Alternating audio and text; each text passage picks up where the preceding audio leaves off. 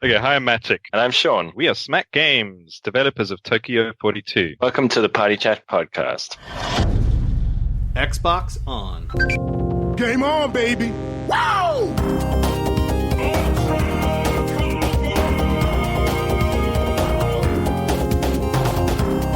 Don't make a girl a promise you can't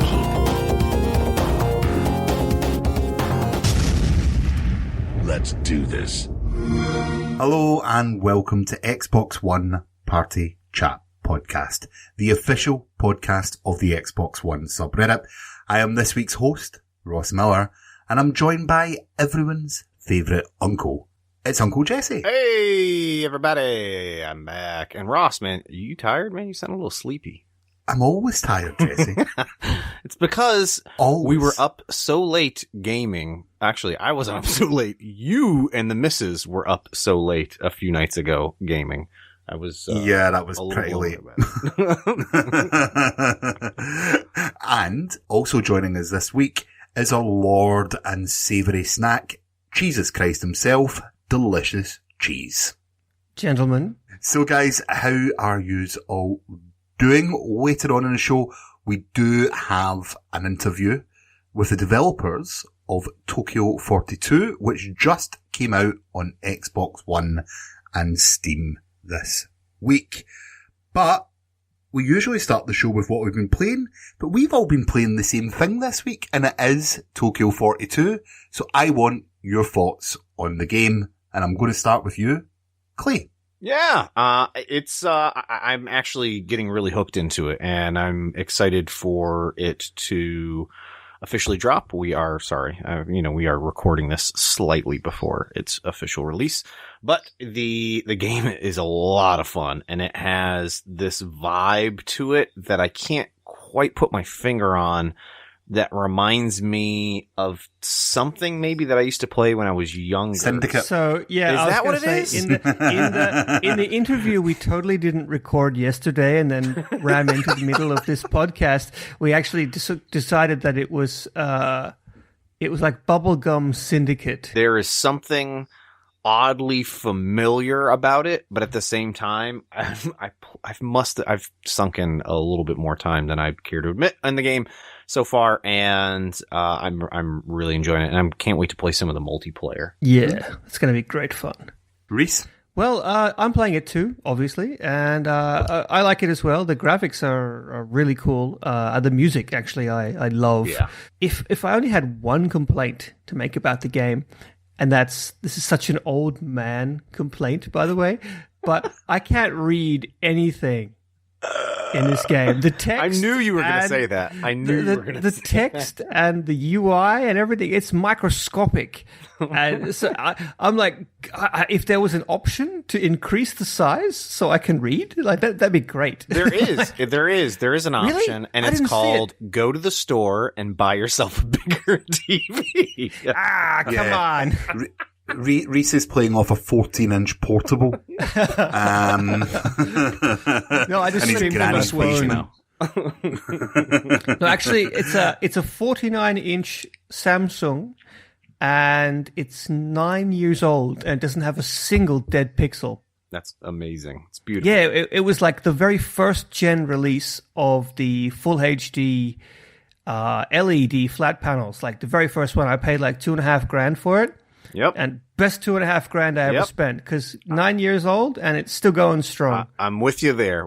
My original LCD Samsung that I got, probably over 10 years now at this point, maybe about 10 years.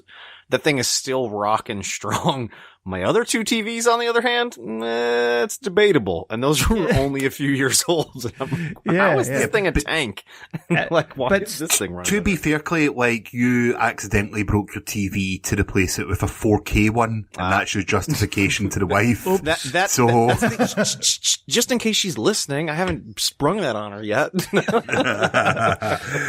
But anyway, guys, back to the game. Yeah. Like, I've been playing it, of course, this week. I have had fun. I've not played it maybe as much as you guys, and it does have a retro feel, but the look and feel of the game, so it's sort of isometric, although not isometric, if that makes sense, and you play as an assassin, you carry out contracts, and you're free to carry out those contracts any way you feel after the tutorial.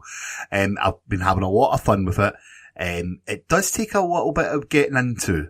I'm not going to lie. It's quite slow. Overall, yes. it is quite slow. But it's got to get you used to the mechanics, and it's especially I don't know. It's one of the big things for me is the, hitting the right and left bumper to toggle the view. I don't know how you describe that view, but you spin it around. Yeah, it's not your normal camera mechanism. If anyone listening has played Fez, where you spin the camera, it's like 2D, and you spin the camera around on like a 3D plane. So imagine that mechanic, but like top down with guns. It's and swords, explosions and grenades and missile launchers and lasers and nudity. Cats. Cats everywhere. There's a nudist colony on the first there is? level. Yeah, I didn't find you gotta go off. You just have to go over. There's like on the edge of one building. There's like the map is you'll find huge. It is huge. Did you zoom out? No, I have not. The game lets you zoom out, and you can just move the mouse around. Not move the view around, and the map is huge. It is huge. And you know what's the best part to me is in the menu system when you're playing the tutorial system. It's something like press down to look like a badass, and it's you can put on and take off your coat. Yeah, it's great. It's like a Syndicate, like sort of Blade Runner style. It is trench coat, cyberpunk trench coat. Right, so we'll move on to the Tokyo 42 a little bit later on the show. But if he's been playing anything else this week, anything else of note? Actually, I have. I'll let you go, Clay. Yeah. Let me jump in. You're real the quick. returning guest. I am the returning guest. I'm back, mother. Oh, you might have to beep that. Sorry.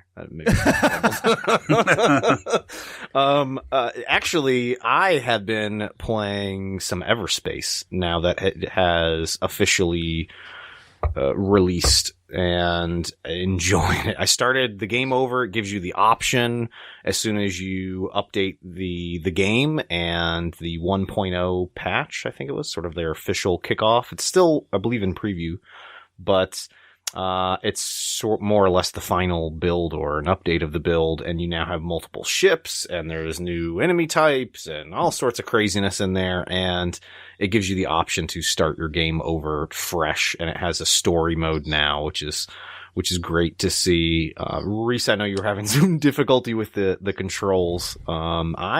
For whatever reason, that was a very tactical understatement you made there. I have no issues with the controls. It works great for me. for anyone who's curious, the controls are on controller. They're not good. I want to remain diplomatic because we've had the developers on here, and it is a good game, but it was designed for a keyboard and mouse, and they are very, very, very twitchy. It's really hard to gain any fine control. It works. See, I personally just started playing it. I literally picked it up for the first time today. I'm an elite veteran. I mean, I have like 200 plus hours on elite, so I know how to fly a spaceship. No, that's a hardcore sim. We're not talking. Yeah, and even so, it's like the controls are bad. They're really, there's no other word for it. I've got zero issues with the bad. I've got zero issues with the controls. Yeah, like seriously, and I couldn't get into elite. But there's no finesse. The controls are so twitchy. It's like impossible to actually aim at anything. I didn't think that at all. You just need to get a better grip on your potato and aim a little better. Well, unfortunately for you guys, the entire internet is full of rage threads saying the exact same thing, which I discovered afterwards. And if it's on the internet, it has to be true. I read something once on the internet. It was. I wouldn't advise it, Clay. That's like the first mistake. But seriously, what else have you been playing apart from Everspace? I have been playing way too much Siege and streaming a lot of Siege, which we'll get into here in just a few minutes. And I have had some wonderful, wonderful experiences with random casual players. I just there's something about when you get into a group playing, it's one experience with your friends when you're playing. That's one level of fun, but a whole nother level is randomly meeting other people that you can instantly relate to and have a great time with. And I must have played for a handful of hours over the weekend with just a random group of guys, and it was an absolute blast. So it's one of my loves of the Xbox and people actually using their mics when they game. Nice. That's like old school Xbox. It is. It is. Like playing Gears of War on the 360 or something. That's right. It had a little old school vibe to it. Nice. Well, Rhys? I have been playing more Prey. I'm in 21 hours now. I checked the timer just before I came on here. I'm so close to the end, it feels like. Anyway, the story is getting really interesting. I want to talk about it to everybody, but I can't because it's like spoilers. But it's good. If anyone is on the fence, the game just dropped to $40 today. So go out there and pick it up because it's great. The game really respects your intelligence. I know I keep talking about it, but I'm going to quickly talk about this before I move on because it was something that I talked about with my girlfriend as well, that in one quest, a side quest, basically tasked us with getting into a room to access some old data files. And at the front door, the door was locked and the keypad was busted. So you either have to hack your way in, which required hacking level 4, which I don't have. So I can't do it that way. And so I'm wandering around like, do I try and find the code? Do I try and find the key card? And then the game gives you like this sort of fire extinguisher called the glue gun. And you can sort of make your own steps with it. And yeah. I fired it onto the wall and climbed up the wall. It wasn't even my idea. My girlfriend suggested it. And I peered over the top, and lo and behold, you can actually drop down through a hole in the roof. And when I was in there, I realized you could have, if you had like the strength power, you could have moved something to get inside. Like there's so many different options available to you, and it really, really respects your intelligence. It didn't tell me anything. There was no marker. It just said, you need to get in here, so do it. And like figure it out. So few games do that. And like, for example, you can get the power to change shape. That's a change into things. It's a small spoiler, but not really. Kind of like the main enemies do. And for the longest time, my girlfriend and I were trying to figure out how we can get into this room. And then it was like, wait a minute. I dropped a grenade on the ground and I turned myself into a grenade. And I rolled through the gap in the door. And the game was like, that's fine. Yeah, that's all right. Yeah, well done. Like that was. So it's one of those games. Well, for me, I've been playing Skyrim again. I went back and done some of the Dawnguard DLC. Did you say Dawnguard? Dawnguard. Dawn. Thank you. Sorry, Ross. You know what I would love is, do you watch Game of Thrones? No. Oh, what? That's maybe even better then. So I maybe want to get a whole bunch of character names from Game of Thrones and have you try to pronounce them. It could be, oh my goodness, thoroughly entertaining. Yeah. Well, wouldn't he be like more accurate than us in a way? Actually, maybe that is. Maybe you're right. Right. Well, I think this is the point where we move on and find out what's been happening in the subreddit this week. You're listening to Xbox One Party Chat Podcast. This week in the subreddit. So, after recording last week, basically news dropped left, right and centre.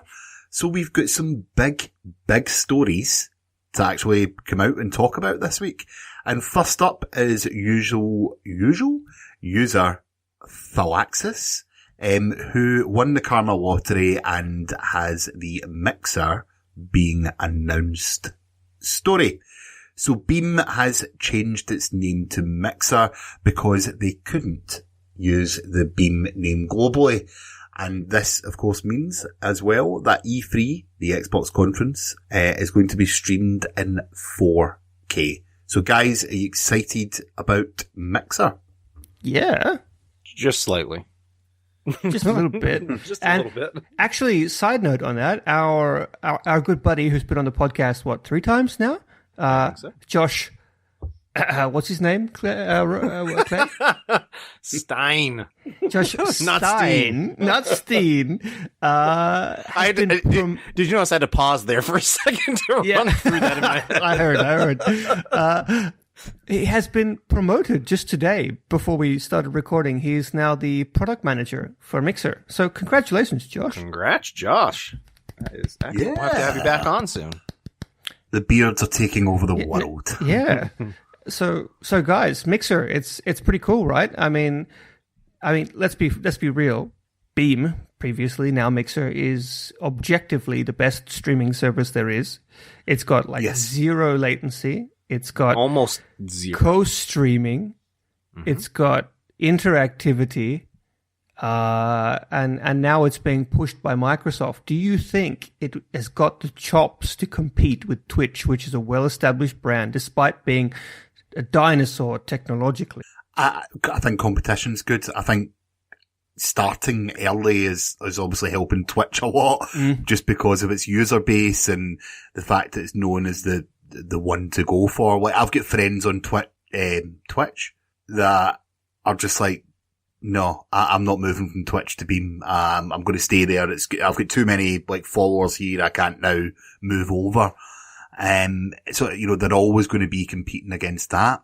But for people like us who didn't really stream too much before, it's amazing. Yes, agreed. Yeah. We can do it natively from their Xbox. I've been streaming my playthrough of Outlast 2. Clay's been doing Rainbow Six, of course, as well as some 3D printing on there. And I even watched a couple of hours of Rhys playing that game that I can't pronounce. Ukulele. I actually forgot to mention that I played ukulele for a couple hours. Really good game, actually. I was surprised. I think most of the negative reviews are full of crap. I really enjoyed it, but the camera is as bad as everyone says. I'll have to watch some of your stream history there and catch up on all of that stuff. I didn't talk. I didn't have the mic on. I was just lounging on the sofa, so there's no swears. Nice. Camera on as well. Connect camera on. You just lounging there. No, I had no pants on. I think I get banned from Microsoft from the whole of Microsoft for that. Next time, though. But it's I think, Ross, it is for the one reason, not for the one reason, but for a major reason is exactly what you just said. The native integration to Xbox is going to be huge. I don't have a PC. I have a MacBook, and I have a hard time doing any streaming from this. It just isn't, it's not up to speed. It's not powerful enough. It's on a Mac, which half of the streaming software doesn't work on, it seems. And it's a pain to try and get it going. And with it being directly on the Xbox, basically anyone that has an Xbox and an account is going to be able to stream. And it sounds like, or maybe there were some rumors floating around that they're working on trying to get this loaded on PlayStation as well, which would be, equally as great. That's amazing. That would be, I think, really cool for them to have this platform built into all these consoles. And for anyone who doesn't know, it's like the amount of button presses it takes is like 4. 3. 3? You press the Xbox button to bring up the guide, then you hit up twice to take you to the beam thing. Down. Then you hit A, and then you hit A again. Start. Yeah. Or start. But yeah, it's super easy to get going. And if you have a Kinect, you can use your Kinect to stream your camera. You can position it anywhere. One of the things that I'm excited about is the Create. They're supposed to be putting out a mobile app soon, which would be really cool, because that means I'll be able to do some streaming of stuff that I'm doing that's not directly on the Xbox. So as Ross said, I was trying to do, I 3D printed the Mixer logo, and I was streaming while I was gaming, like the printer printing this, but it would be great, for me to be able to do some other cool projects from my phone or stream it from something else directly. Cool. even live events. If you go to E3 or Gamescom, you can go on your mobile and show everyone what's about. And it's just got so much potential. Like, I'm not going to lie, it's replaced TV in my house. Well, the thing is, Mixer is not being billed as just streaming for games. Like the one thing that gives it an edge over Twitch that might help it catch on is the fact that Microsoft is pushing it more as a social media platform that lets you stream, because they're actually directly competing with Periscope on Twitter, because you can just live stream yourself wherever you are. And that's okay. You know, Twitch is exclusively for games. So it's actually quite cool in that respect. And not to mention, if I start streaming on my console or maybe not on the console, I'd have to test that out once they have the app out, and someone's on their Xbox playing a game, they get a notification that I'm now streaming, and they can pop in there. And I've had people that I'm friends with just pop in and say, "Oh, hey, what's going on? We haven't chatted in a while. let's." Unfortunately, if you don't set up your notifications, you also get an email.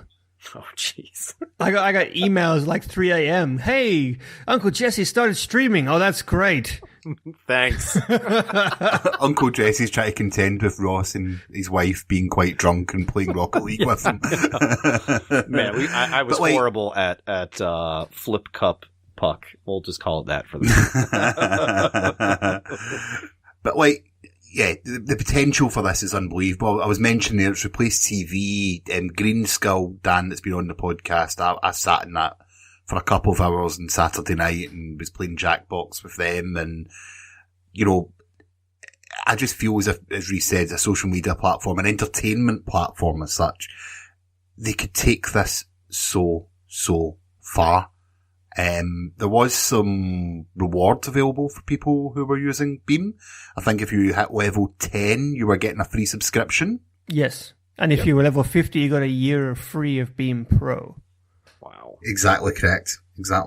And with the Insider build that just dropped earlier this week, you can now co-stream from the Xbox as well. So things are looking up for Mixer. I know it's a Beam. I was going to say, you can also expect us to be, we were already talking about doing some co-streaming ourselves here. I was just about to say that. If anyone has requests for games they would like to see us co-stream, let us know. So yeah, if you want to see us streaming some games on Mixer, you can join us at mixer.com/team/party chat pod. And we're on there quite a lot. So come jump in and maybe play some games with us. Rhys, what's the next story? Okay. So it's a little bit exciting, a little bit controversial, and basically all around cool. And that's that Far Cry 5 finally dropped its official announcement trailer, and that was posted by user Run Destiny. Basically, the moderate controversy is that it's being set in rural America, Montana, I think, if I'm not mistaken.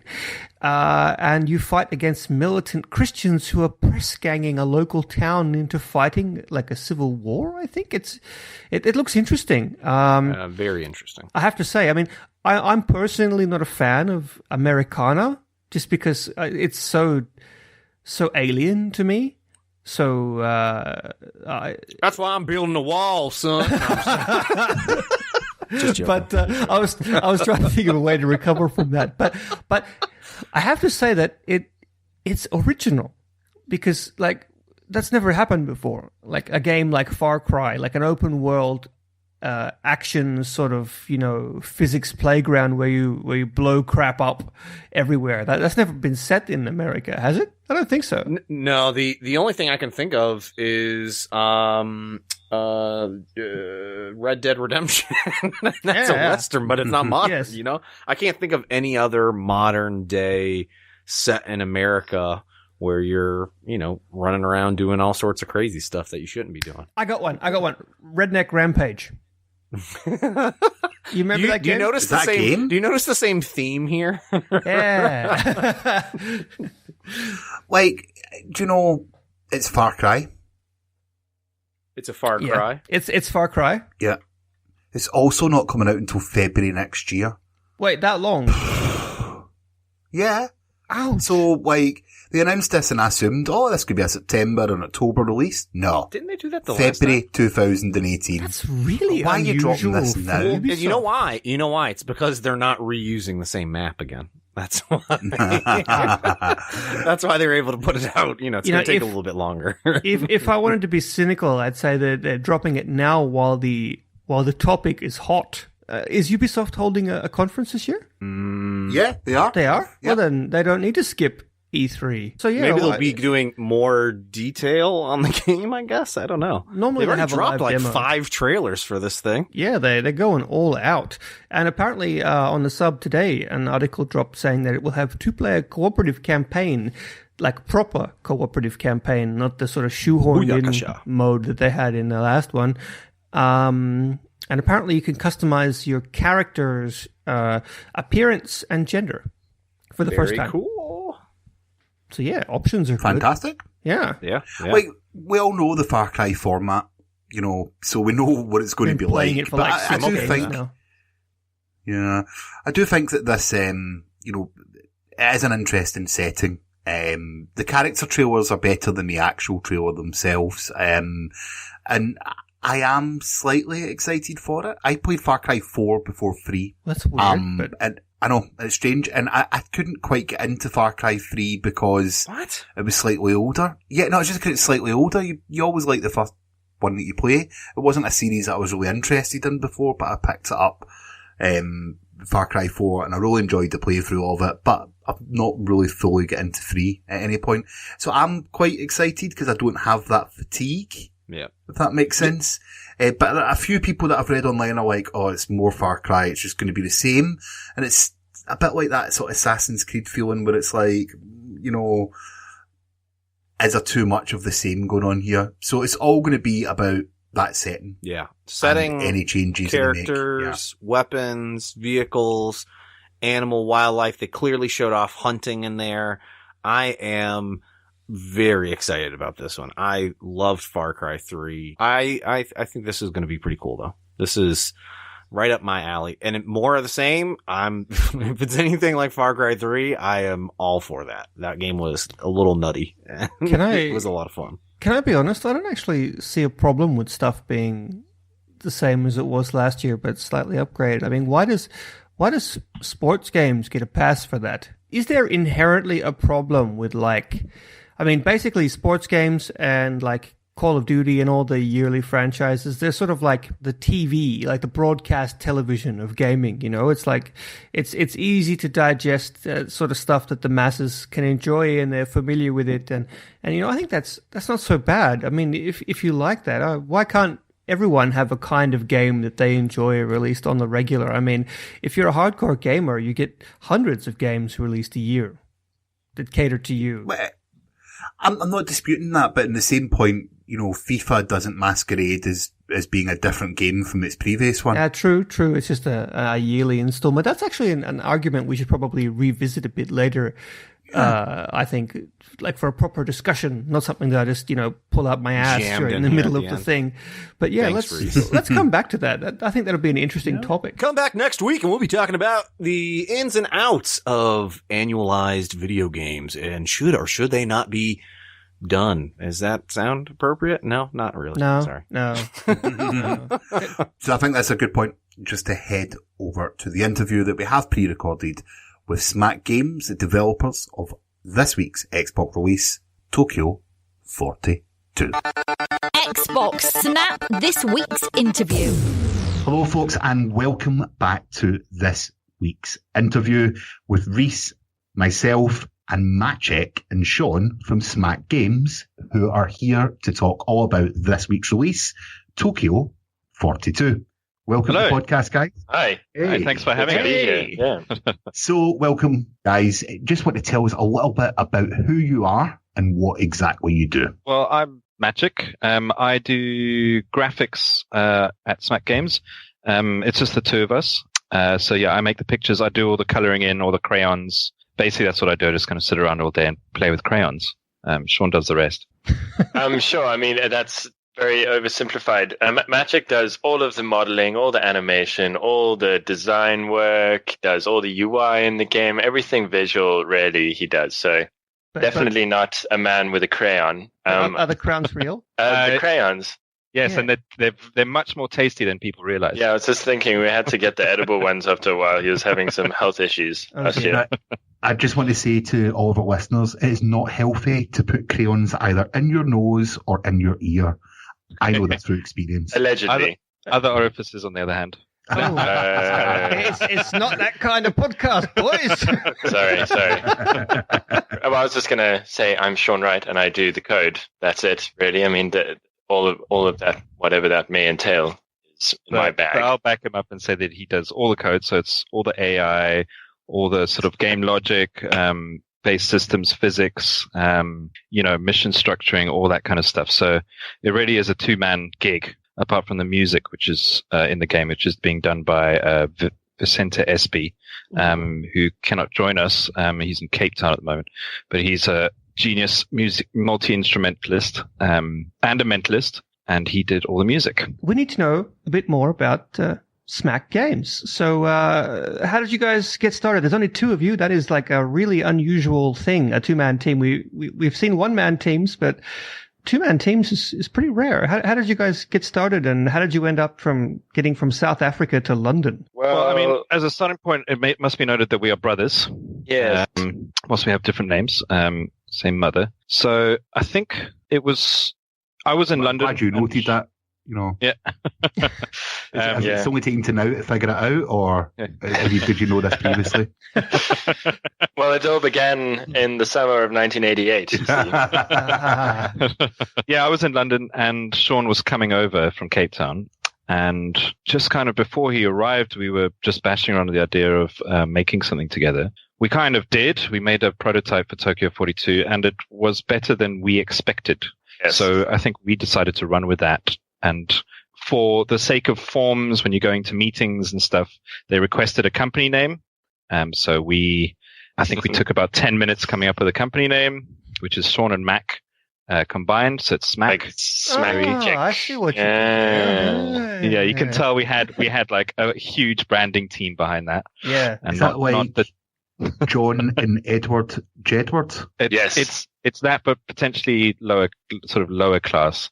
Yeah, I mean, all capitalized and as a toddler would sort of spell it. The company was formed out of necessity for this game. Yeah. This week, you've of course just released your first game on Xbox, Tokyo 42, that you mentioned.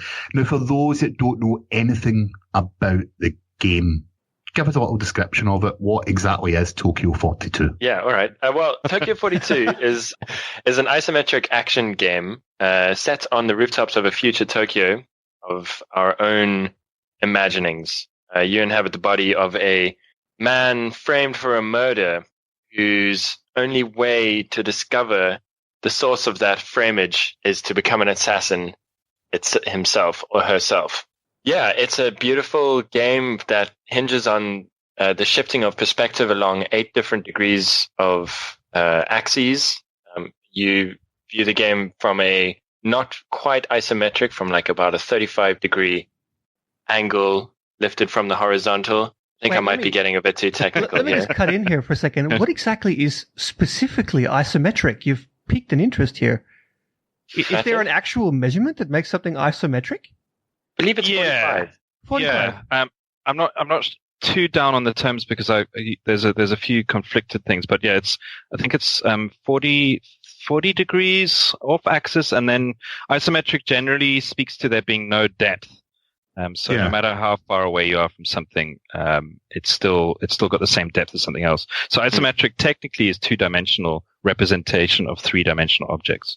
Yeah. So I mean, you have to look it up. It gets really technical. There's axonometric and whatever. And orthographic is another thing to describe the lack of perspective from that angle, like the 2D-ness of, anyway. Yeah. Today I learned. In making the game, we were looking to a lot of old classic games for inspiration. So it plays like a mix of, if you imagine the original GTAs, mixed with sort of like the physics combat of something like Worms in like the style of something like Syndicate or Blade Runner. So it's this kind of cyberpunk open world, physicsy action game. Yeah. See, we Just as you said that, Just as you said that in the show notes that we have down here, we've been playing it this week, and we put down. I wonder where these guys get their inspiration from. It has a very Syndicate vibe to it. Yeah. I mean, when I was a teenager back in school, I had Syndicate on the SNES, and I think I also had it on the Amiga, if it was on the Amiga. But I played the crap out of that game. I love Syndicate. And while I was playing Tokyo 42, I just kept thinking, wow, it's like I'm playing Syndicate again. Yeah, that's fantastic to hear. Syndicate with colors. Yeah, absolutely, like a popcorn or bubblegum Syndicate. I mean, I think later on in the game, you'll find you can buy a minigun, and you've always got access to a coat. So what we wanted to do was a sort of indirect way of getting to that point where you have a minigun whilst wearing a coat, so that you could look like a sort of a Tokyo version of these Syndicate guys. Oh, that's great. I can't wait. Now I'm really invested in getting to that point. Rhys and I have been playing it. We're not too far in because the game is only just out. But one of the feelings that I get is how much the camera plays a part in the game. You're consistently changing views. It's almost got a puzzle element when maneuvering to make sure your camera's at the right angle. So Fez, like by Phil Fish, that was Fez was of course only 2D, but this is like taking that sort of perspective shifting thing and shifting the perspective, I guess. Yeah. Oh, I see what you did there. So this is kind of the new thing that we've done with this game, and it's, as far as I understand, no one's been able to say otherwise yet, and I hope someone does, but there's no one that's done isometric games like this with full vertical movement. So generally what you see is twin stick shooters that are stuck to a plane, or something like Fez, which is more it's mechanically 2D still. You're kind of switching, your 2D view. Whereas this is a full 3D game actually. And you can get on top of buildings and snipe down onto things and throw grenades up and down. And, as you say, you're fighting on multiple different levels. Now, what that means, obviously, is that things kind of get in the way. So you have to rotate the camera to find your best view to engage with whatever situation you might be in, be it sort of sneaking through some sort of guard post or, trying to find a sniper angle or whatever it is. So yes, in a way that the environment is kind of a puzzle. You're trying to find the view that best suits what you're trying to do. But yeah, even when I was playing in the early, just at the very beginning of the game, it teaches you how to snipe, and you have to get on top of a roof. And I was like, looking at the roof, like, it's absolutely impossible for me to get there. How on earth do I get there? And I thought, wait, why don't I just spin the camera? And as soon as I spun the camera, I realized that I could actually jump onto these platforms, but because the camera's angle was twisted, it looked like just a wall. Yeah. So yeah, I know exactly what you mean. Yeah. Yeah. I mean, it becomes quite apparent that from certain angles, certain little passages of combat are so much easier. And we kind of really noticed this at some point, with playtesting, when we watched other people play, and we just said, like, try rotate the camera, and people were dying quite a lot. And that actually brought out another one of our influences, really, because what it ends up feeling a bit like is kind of like a Hotline Miami style thing, where you will die and then you'll respawn very quickly, and then you suddenly get to reassess how to attack the little combat puzzle that we have for you there.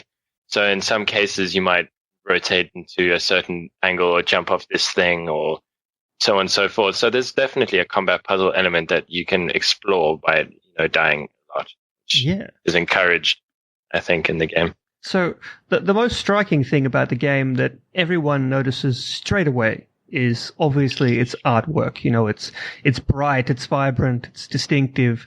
And, we understand that, of course, you did the art, Maciek, but how did you guys get to this style? Like, was it always going to be this way? Like, it's really unique. How on earth did you come up with Syndicate plus cats? Yeah. Well, there's a couple of things. We wanted to, we were looking at, obviously, game art, and when it comes to indie titles, there's a few that really sort of stand out as top of their game, and I think we were looking at Monument Valley quite a lot, and you'll probably see quite a lot of influence from that. But there was also this. I don't know if you remember Where's Wally? Of course. Yes. Yeah. So Waldo, Waldo to the friends. Americans, yeah. Yes. Waldo, and I think there's other names for the countries in Europe. But we really wanted to kind of do something like that. But there's this other group called eBoy that does Where's Wally but cool. So kind of imagine a hip Where's Wally, with instead of Wally, it's like Daft Punk. Say, Isn't he already dressed a bit like a hipster? He is a bit of a hipster, and you might actually find him somewhere in our game. But Maybe. so we were looking at those as influences, and then at the same time we were looking at the sort of cyberpunk genre. And when you look at it, it's all dark and rainy and neon lit, and we kind of wanted to turn that on its head a little bit. So the world is set in it's a sort of similar thing, and there's sort of cyber corporations that are, and there's things you have to find out with these, there's corporate intrigue and all that. But instead of this dark and rainy world where you might be, eating noodles and drinking whiskey whilst, moaning the loss of your, dead partner or something, you're in this bright and colorful bubblegum world, and almost an inverse of what you often see. We've mentioned influence earlier on, but you've pretty clearly been influenced by 80s cyberpunk. What are your favourite movies, books, games in this genre? Because me and Magic actually live together, but we have in the bathroom, we have a massive anthology of the Spider Jerusalem Transmetropolitan, who's it's like a fantastic graphic novel series. If you haven't checked it out, check that out. That's also from roughly around the same genre, probably like 90s-ish. Yeah. So cool. I've been personally quite influenced by anime from that period as well. We got like Ghost in the Shell, sort of Red Lion is another great example. Akira, no doubt, huge influence and very prevalent throughout the game. Yeah, I mean, this is one thing we love some of these references and influences so much. There's pretty strong lines to them in the game if you play it a bit. Yeah, and I mean, I think that's why we set it in Tokyo mainly, because we kind of we've been Japanophiles in many respects, and this being our first game, we really wanted to kind of pay homage to that by setting it in Tokyo, and that kind of allowed us to draw on all of these old pieces of art, be they film or game or otherwise, that we loved so much. It freed us to kind of just enjoy it, So instead of having to make a recreation of London, which we live in, and we really just want to kind of get away from sometimes, we could kind of live and dream in this world that that we were raised in. I think another film for me which was important was Paprika, which is an anime as well. That's a really good one. Yeah, and you could kind of see some of this, the big head influence in these kind of, it's a sort of psychological thriller, the anime, but it goes into sort of a very psychedelic space where there's sort of all these toys and, oversized teddy bears and kind of going through these people's dreams and nightmares. And it's just sort of psychedelic Technicolor madness. Away from that, one thing that's been getting a whole bunch of positive buzz, a lot of curiosity, a lot of press about your game, is the unique take on multiplayer. A lot of people are very excited to give it a try. Tell us all about it. Well, in the multiplayer, it kind of works in the current game mode that we have in the build. It works in a two-phase sort of pattern. You spawn in one of the many doors in this kind of succinct arena-style cutaway of the world.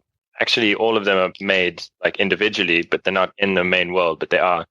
You can see that they belong in the same space, obviously. Now, when you spawn, you're wandering around and there's crowds of people everywhere, and you don't necessarily know who is an enemy and who is not. So you have to spend a bit of time trying to spot who might be an enemy and equip yourself.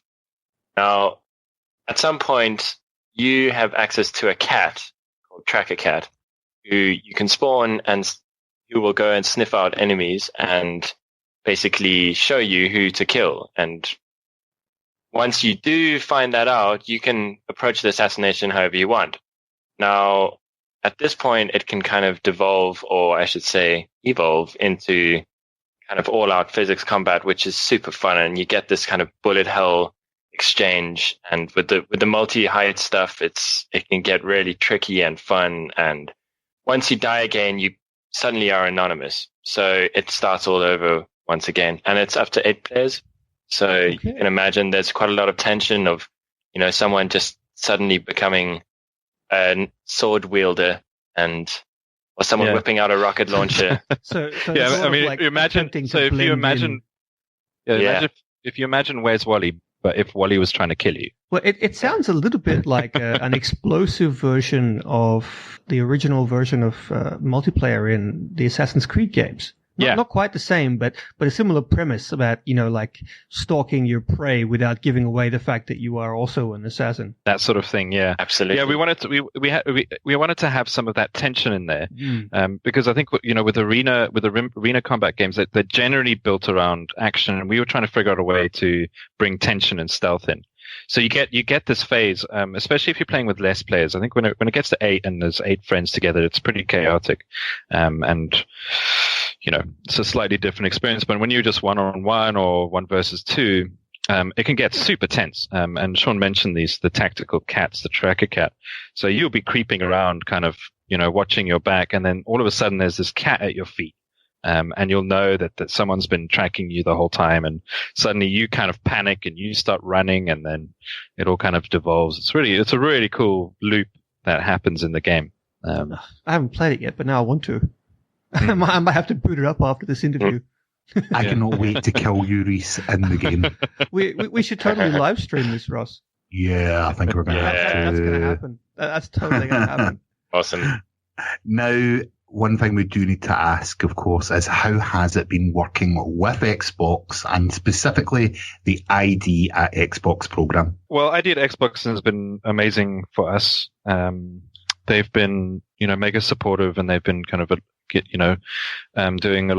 giving us a lot of exposure, and they've been really easy to communicate to. So they've been super helpful. That having been said, we have been kind of on our own in terms of the development stuff. So we've got a person on board called Alex Darby, and he's got a company called Darbatron, and he alone has been sort of handling the port, sort of on the technical side, and then we've been working on the sort of the front end side, so the optimization and the kind of controls. So yeah, it's been a fantastic experience so far. We've learned a lot. We're very inexperienced with that sort of stuff. And, we ran into lots of things that we hadn't been prepared for. And sort of Xbox helped us through that. And, we've learned what we could. Yeah, it should be mentioned that, our sort of introduction to ID at Xbox, and Ago, in fact, himself, was through our publishers, Mode 7 Games. Yeah. They've got such a great relationship there, and we've been so lucky to piggyback on them again, lucky to piggyback along with ID at Xbox with all the shows they've put us at, the support that they've given us, and the dev kits, and so on and so forth. Yeah, and I understand you're planning a PlayStation version further down the road. I'll just add something there. It's something to understand about this operation is Mode 7, who's publishing us. It's in Hardingham and Paul Kilduff Data. They've made a few games themselves. And there's a couple of people over there, James Hannett and Robin Cox. And then, it's kind of like the two of us with Alex Darby and Vincent. So it's a very small operation, and to be frank, it's a kind of small budget thing as well. As much as we'd love to, have been on the PSP and the Switch and, everything. The Vita and Game everything. Boy and Vita, everything. really? I mean, there was so much call for Vita as soon as we announced Vita it. will thank you. Those 6 people apparently have found us and messaged us. Really? Wow. Vocal minority. No, I don't think it's such a small I know, I'm just being facetious. It's an Xbox pod, I'm allowed to be. Yeah, and it's just kind of a pity, because obviously we'd love to do all that stuff, but there's just not the resource. In fact, Right. I believe when I was speaking with our last guys we had on here, the guys from Good Catch, who just released Black and White Bushido, we basically arrived at the decision that making games is actually kind of hard. So, sometimes it's just not possible. But when we started making this game, we had heard this rumor, but we didn't believe it. I see. And so we plowed ahead, and I don't know if you've heard this thing about people making a first couple of games that they always want to make either open world or MMO. Mhm. And we were firmly in that camp, and that's supposed to be a big mistake. But we went ahead and went open world anyway. So, and then we did learn eventually. Yeah, so apparently it's not as easy as it looks. No, it wasn't easy. It was very, very, very hard. But I think personally, you guys pulled it off. It's a great little game. I've been having a blast playing it. How about you, Ross? Thank you. Yeah, really enjoying it. I know we spoke about it earlier in the podcast, but I'm having a lot of fun with it. I knew it's funny. It's one of those games that as soon as you put eyes on it, like as soon as you see it, you just think that looks different and it looks fun. Oh, it looks amazing. And as soon as you get that hook, you know, people are just going to have a blast with it. And I'm excited to see, you know, when we record this, it's just releasing, and I'm excited to see all the feedback in the next few days of people when they finally get their hands on it and give it a proper shot. So guys, congratulations. Yeah, That's all I can say. Thank you. I think, you know, as people play it more, what we've most enjoyed seeing is people finding their own ways to play.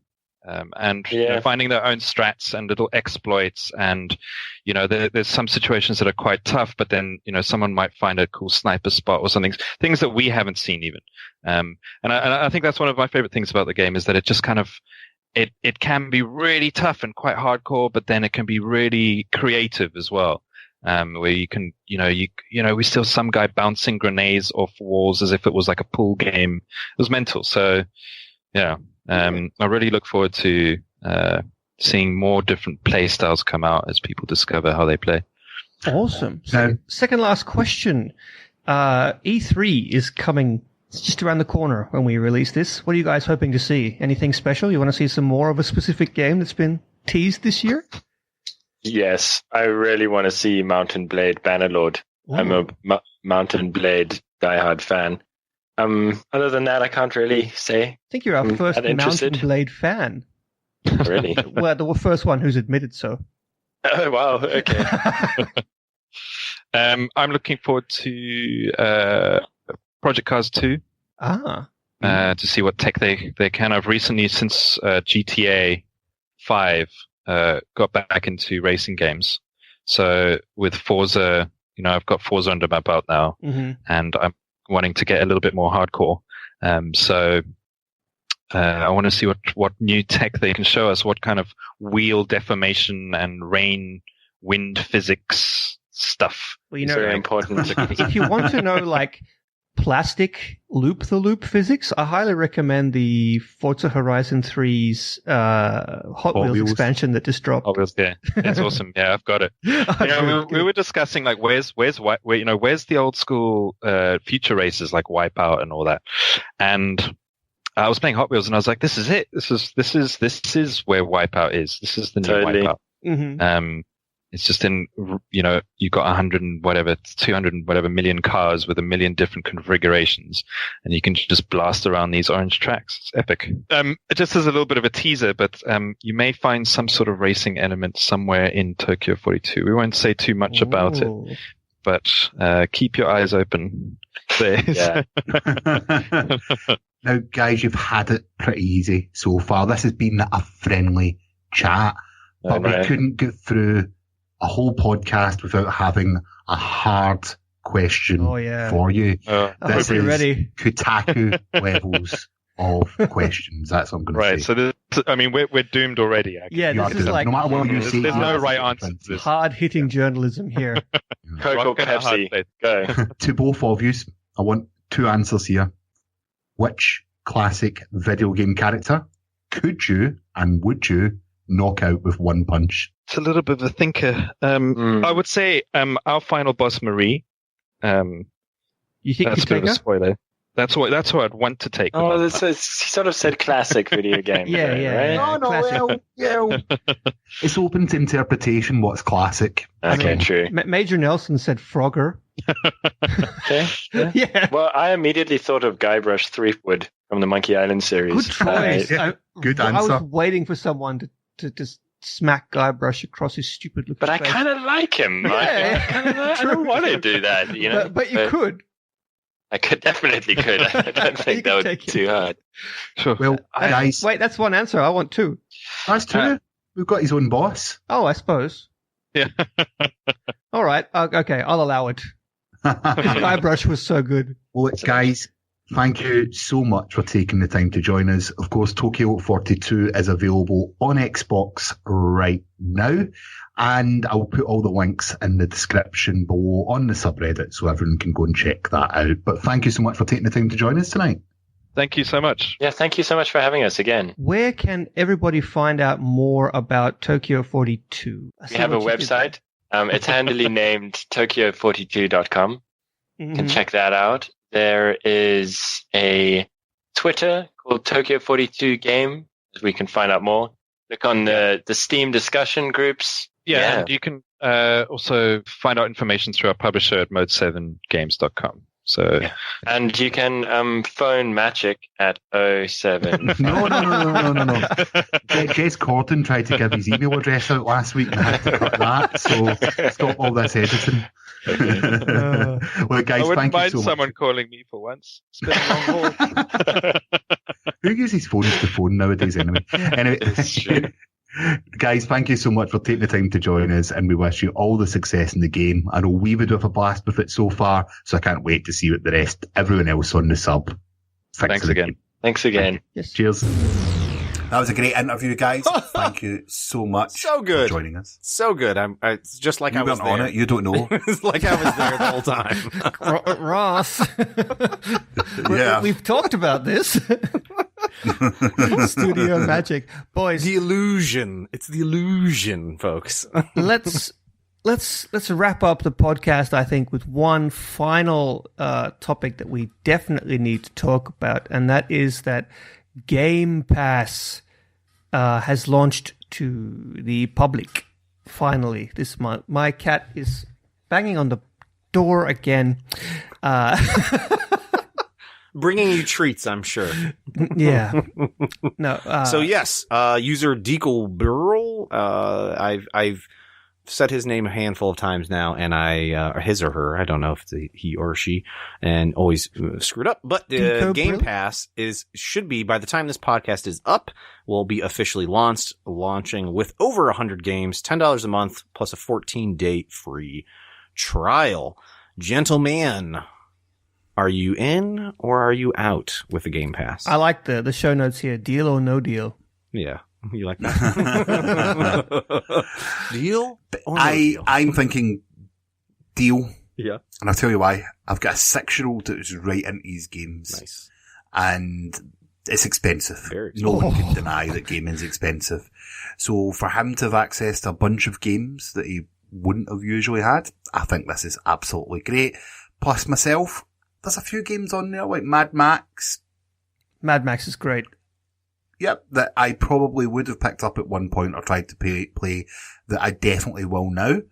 I just think it's a phenomenal deal, but it all hinges upon what they take off and what they put on each month to keep me interested personally. I think it's awesome.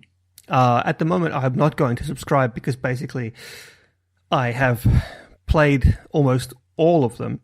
But I'm definitely going to keep an eye on the system because, basically as soon as a game drops in there that I'm interested in, I just pay straight away because that's $10.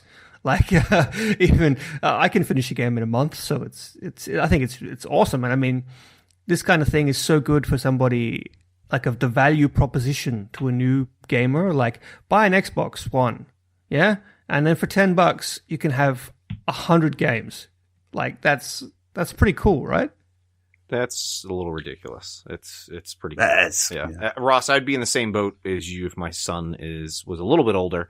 For me, right now I'm going to pass just because my backlog is just stupidly large, and I am kicking myself that I missed The Witcher on sale over the weekend for $20. $20. I missed out on it, and I have not played that.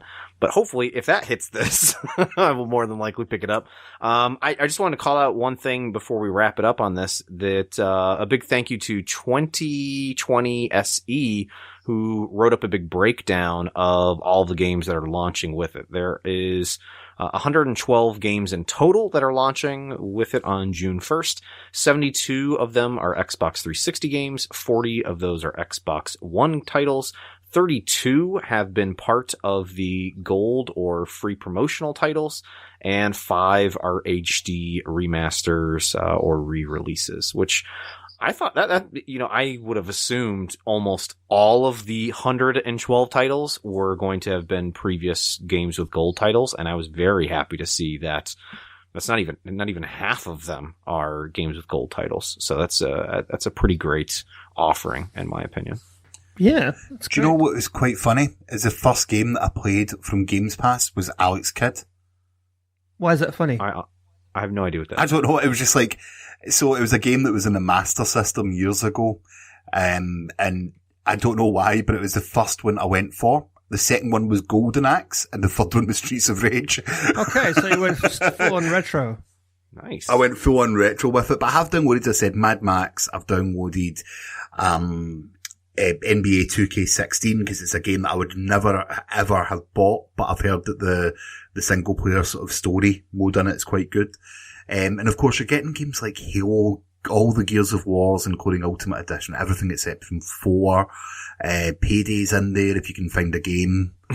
There's so much, like, sorry, that was a bit of a dig, but there's so much. Ross throwing shade. Well deserved. Don't ever buy Payday. Sorry, that's just my only advice, is never buy Payday. Yeah, I've heard nothing but horrible things there. So, but you get it for free with this, so for $10. Yeah, well, that's it.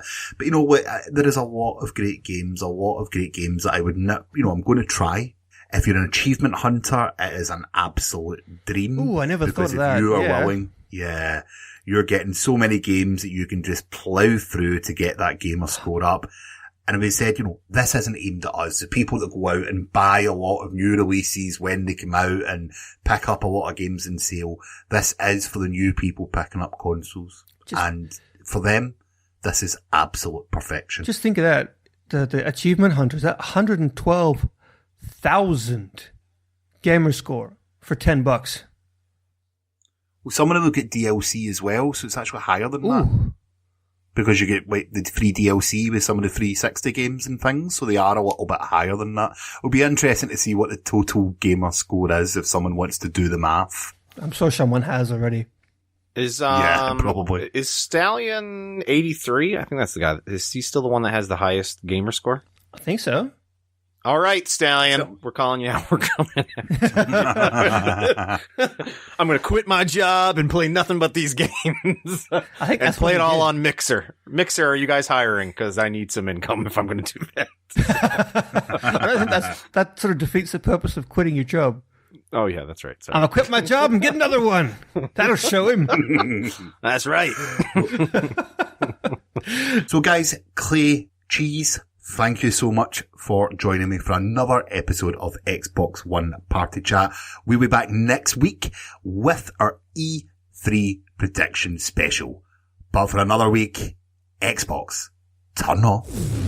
You're listening to Xbox One Party Chat Podcast,